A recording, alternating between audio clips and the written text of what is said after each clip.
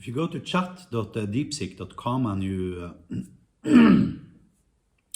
try asking their LLM about Tiananmen Square, you will rapidly feel the censorship of the Chinese Communist Party, the CCP.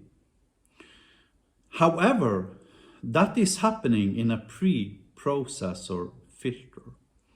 What I mean by that is that after the LLM has generated a response, then it will probably, I presume, do a vector semantic search through its own internal databases related to topics it needs to censor. And then if the distance between one of its censorship topics and the response is too low, too small, it will simply censor it and delete that message. And you can actually see this effect as you're asking questions to the LLM, because it starts producing output, and at some point in its output generation process, it will actually just completely remove the response and change it to something else.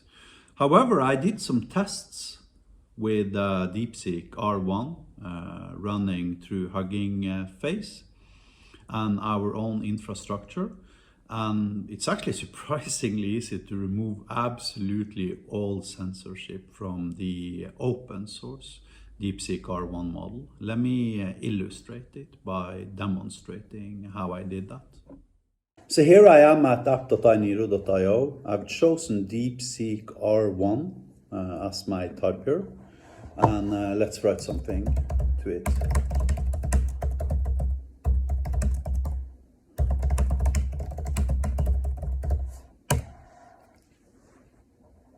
Now, interestingly, you can actually see in its reasoning parts, that's the stuff you are looking at now, the gray text.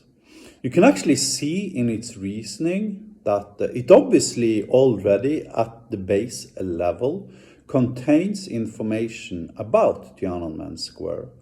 So when they trained the base model, they obviously had data and information in that training set related to Tiananmen Square, which makes sense, because if you think about how much data you actually need to train an LLM, it is probably practically more or less impossible to have the scraping process exclude everything that is of political controversy for the CCP, simply due to the sheer amount of data you will actually need to train the model. So it's impossible to wash the training material for everything that could potentially be a violation of Chinese freedom of speech, quote unquote. However, what you're looking at now is the reasoning part, and this was very, very big, much bigger than it typically is.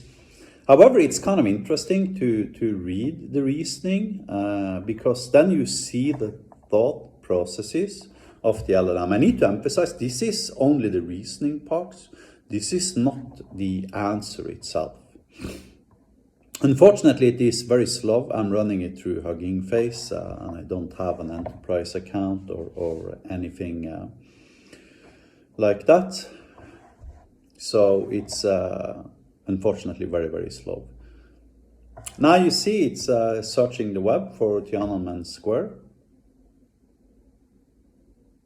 and it succeeded. And now it's post-processing the search result, which should have returned 20 URLs or something. And then its system instruction is kind of like telling it that it should pick some high relevant sources and scrape. However, now you can see its response, and here you can see historical context. The 1989 Tiananmen Square protest were student-led demonstrations advocating for democracy, free speech, and government accountability. Protests began in April 1989 and grew to include workers, intellectuals, and others, with crowds exceeding 1 million people in Beijing. Government crackdown.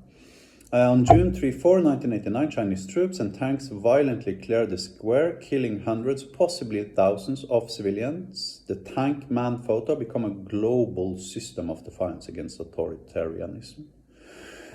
So as you can see, there's absolutely no censorship here. You get everything. You see, the LLM itself cannot be censored. It's not even possible, because it's simply a statistical probability equation. So if you have an LLM, then it needs to conform to a specific interface, and that interface happens to be billions of floating point threshold vectors, basically.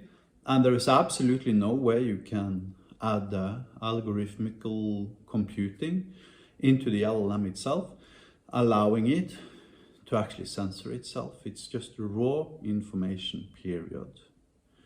And this is why LLMs are prone to hallucinating too, because, as I said, it's a statistical probability equation.